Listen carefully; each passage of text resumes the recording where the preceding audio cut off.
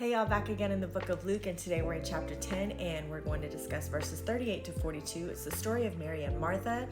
And I'm unsure if you have heard about this amazing story with their brother Lazarus, where Jesus does a pretty awesome miracle by raising him from the dead. Brief summary: Jesus and his disciples are on the way to Jerusalem and then decide to go visit the sisters in Bethany.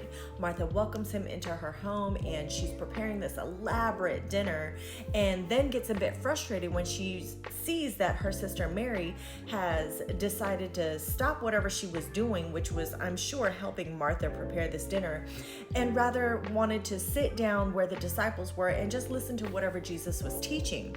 And Martha, in her true nature, sees what's going on, so she goes to Jesus, "Hey Lord, I got a lot going on. Don't you think it would be more appropriate if Mary came in here and helped me instead of just sitting down listening to you?" And Jesus, with all the love and tenderness in his heart, he gives Martha a gentle rebuke and says, "Hey, stop worrying about what she is doing and pay attention to what she has decided to do." Now let's get this set up presently. Christmas is coming, so imagine you're gonna have this big Christmas dinner. Maybe you already do, maybe you don't. Either way, rock with me.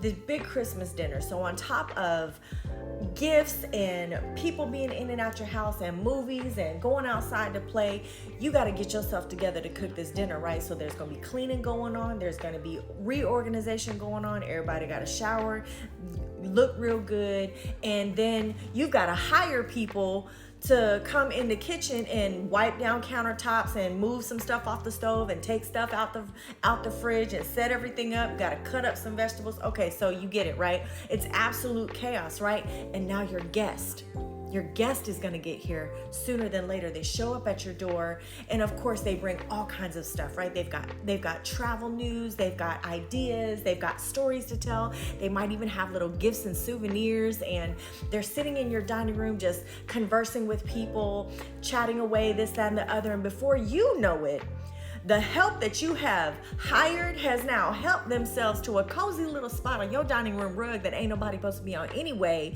And they got you standing there looking like, "Ain't this some bull?" In your bout of frustration, you go into your dining room and you're like, "Hey, chop, chop." Literally, chop, chop. Them vegetables ain't gonna cut themselves. And then your guest looks up and goes, "My apologies. They're just in here having a good time. It smells delicious in the kitchen. I know it's gonna be a wonderful dinner, but do you have just a couple minutes to listen to my next story?" Now you have a decision to make. Jesus tells Martha, "I love that you wanna be responsible, but you're already ready. I love that you care about presentation, but it's already perfect.